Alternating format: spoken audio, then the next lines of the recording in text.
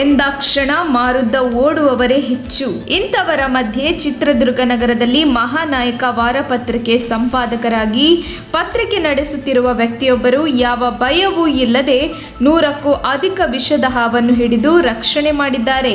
ಚಾಕಚಕ್ಯತೆಯಿಂದ ಹಾವುಗಳನ್ನು ಹಿಡಿಯುವ ಇವರ ಧೈರ್ಯ ಸಾಹಸಕ್ಕೆ ನಿಬ್ಬೆರಗಾಗಲೇಬೇಕು. ಚಿತ್ರದುರ್ಗ ನಗರದಲ್ಲಿ ವಾರಪತ್ರಿಕೆ ನಡೆಸುತ್ತಿರುವಂತಹ ಶಿವಕುಮಾರ್ ಮಹಾನಾಯಕ ಅವರೇ ಈ ರೀತಿ ಸಾಧನೆ ಮಾಡುತ್ತಿರುವವರು. ಹಿರಿಯೂರು ತಾಲೂಕಿನ ವಾಣಿವಿಲಾಸಪುರ ಸೇರಿದಂತೆ ಎಲ್ಲೇ ವಿಷದ ಹಾವು ಇರುವ ಬಗ್ಗೆ ಮಾಹಿತಿ ಸಿಕ್ಕರೆ ಕೂಡಲೇ ಆ ಪ್ರದೇಶಕ್ಕೆ ತೆರಳಿ ಹಾವನ್ನು ರಕ್ಷಿಸಿ ಕಾಡಿಗೆ ಬಿಡುತ್ತಾರೆ. ಕನ್ನಡಿ ಹಾವು, ಹೆಬ್ಬಾವು, ಕೇರೆ ಹಾವು, ನೀರು ಹಾವು ಸೇರಿದಂತೆ ನಾನಾ ಜಾತಿಯ ಹಾವುಗಳನ್ನು ಪಳಗಿಸಿದ ಹೆಗ್ಗಳಿಕೆ ಇವರದು.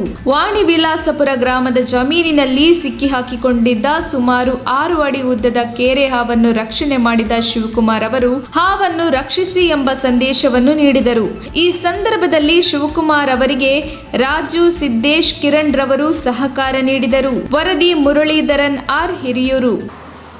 ಅವನ್ನ ದಯವಿಟ್ಟು ಕೊಲ್ಬೇಡಿ, ಉಳಿಸಿ.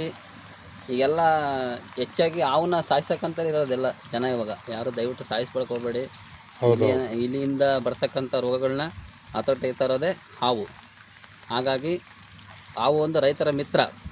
ಹಾಗಾಗಿ ಅವನ್ನ ದಯವಿಟ್ಟು ಕೊಲ್ಬೇಡಿ.